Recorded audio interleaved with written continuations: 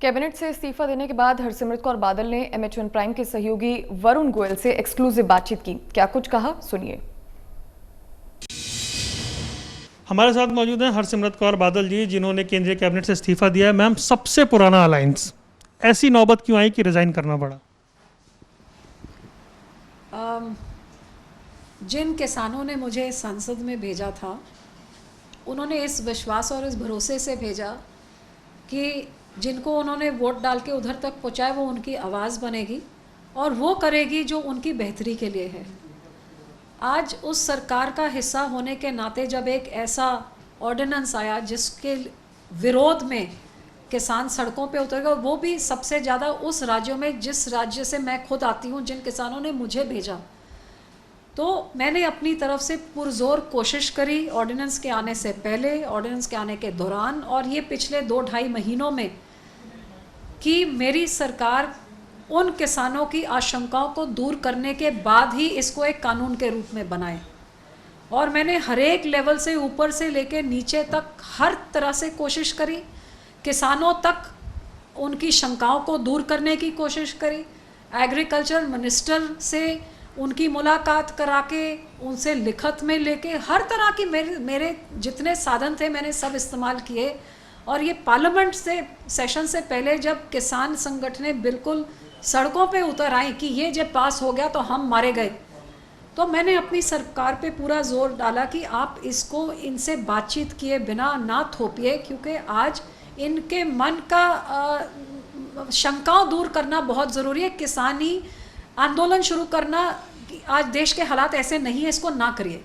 लेकिन आखिर तक जब ये क्लियर हो गया कि जिस फॉर्म में वो बिल है वो उस फॉर्म में ही पास होगा, किसानों की शंकाएं दूर नहीं की जाएंगी, तो एक तरफ मेरे किसान जो सोच रहे हैं कि इससे साथ उनका भविष्य सब खत्म हो जाता है, और दूसरी तरफ वो सरकार जो मेरी अपील नहीं मान रही थी कि आप इसको शंकाएं दूर करके लेके आइए, तो मुझे किसान और सरकार के बीच में जब चुनना पड़ा तो मैंने उन लोगों को चुना जिन लोगों के बदौलत आज मैं उस संसद में तीसरी बारी पहुंची।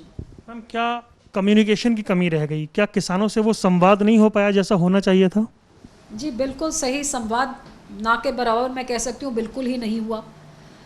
जहाँ पे भी विरोध हो रहा था, जिस तरीके से मैं बल्कि ये कह सकती हूँ कि जो बिल लेके आया उनसे ज़्यादा संवाद तो मैंने किया। संवाद में तो कमी थी, इसमें तो कोई शक है ही नहीं।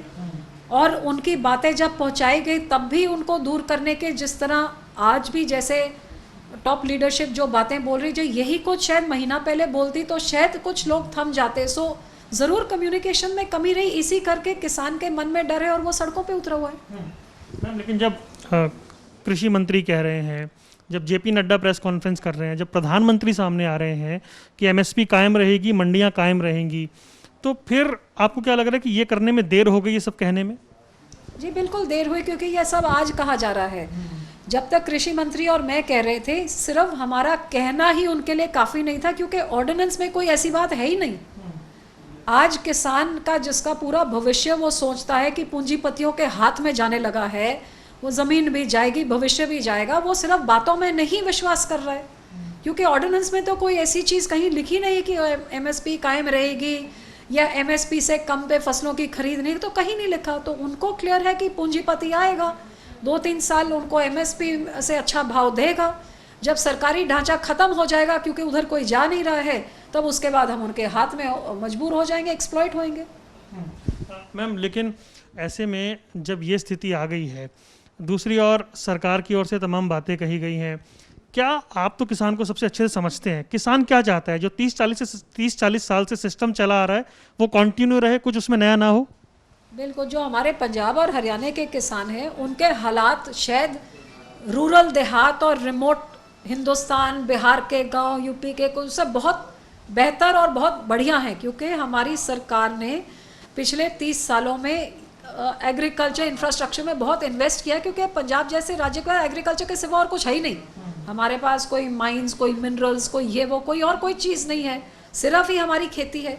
तो सब कुछ ही उस पर निर्भर था। तो सरकार ने अपना पूरा पैसा इसके मंडीकरण सिस्टम अच्छे हों और रूरल नेटवर्क, रोड बढ़िया हो, हर एक गाँव कनेक्टेड हो, बिजली पानी किसान को मुफ्त हो, ट्यूबवेल का कनेक्शन हो, इरिगेशन सिस्टम, पूरा पैसा इस तामझाम में लगाया कि जिस राज्य की पूरी इकोनॉमी किसानी पे डिपेंडेंट है तो इसको पूरा स्ट्रेंथन किया जाए। अब ये बहुत बढ़िया सिस्टम मंडीकरण का पिछले कई सालों से चल रहा है, किसान को इस पे विश्वास है, आड़तियों को विश्वास है, मजदूर, आड़तिया, किसान, पूरी इकोनॉमी इस पे निर्भर है।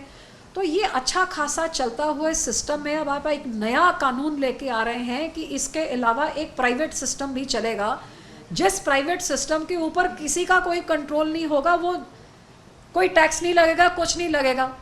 तो वो सिस्टम वो सोचते हैं पूंजीपतियों के पास जब पैसा है वो अट्रैक्ट करके किसानों को अलग अलग तरीके से जब अपने वश में कर लेंगे तब उनको एक्सप्लॉइट करेंगे। अब ये उनकी सोच है, सही है गलत है, आप उनसे बोलेंगे, बात वार्तालाप करेंगे, तभी तो शंका दूर करने के कुछ प्रावधान उसमें डालेंगे आप। अंत में, क्योंकि आप लगातार कहते रहे कि प्रधानमंत्री पंजाब के मुद्दों को एड्रेस करते हैं, शिरोमणि अकाली दल ने जब भी कोई मांग की है तो प्रधानमंत्री ने इनिशिएटिव लिया है, तो ऐसे में उस सरकार को छोड़ना कोई रिग्रेट वाली बात है या फिर वो 6 साल के एक्सपीरियंस पे आप क्या कहना चाहेंगी?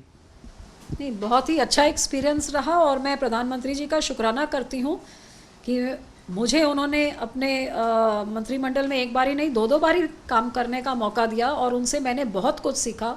जिस तरह से वो मेहनत करते हैं, जिस तरह से देश को आगे ले जाने के लिए वो दिन रात सोचते हैं, और जिस तरह पंजाब की बहुत 70 साल पुरानी मांगों को, चाहे वो करतारपुर साहब का लांगा जो हमारी सिखों की अरदास थी, हमारे 84 के कत्लेआम के उसके इंसाफ की बात थी, या फिर हमारे लंगर के ऊपर जो सेंट्रल टैक्स लगता थी, या अभी कुछ दिन पहले जो विदेशों में बैठे हमारे सिख भाई जो दरबार साहब में फॉरेन कंट्रीब्यूशन दे सकते, या पंजाब के विकास में अब एम्स जैसा अस्पताल पंजाब में आए, सड़कों का जाल, एयरपोर्ट, फ्लाईओवर, कितना विकास की, ये सब मोदी जी की देन है।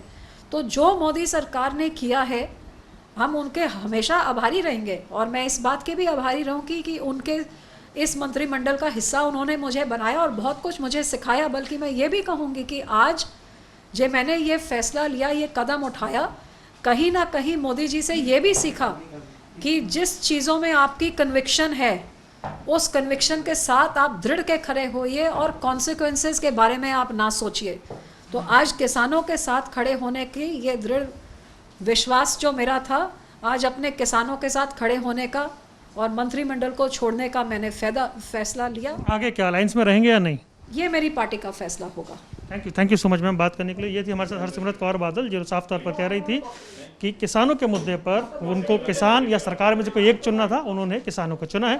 कैमरामैन आदित्य पांडे के साथ वरुण गोयल, MH1 प्राइम, दिल्ली।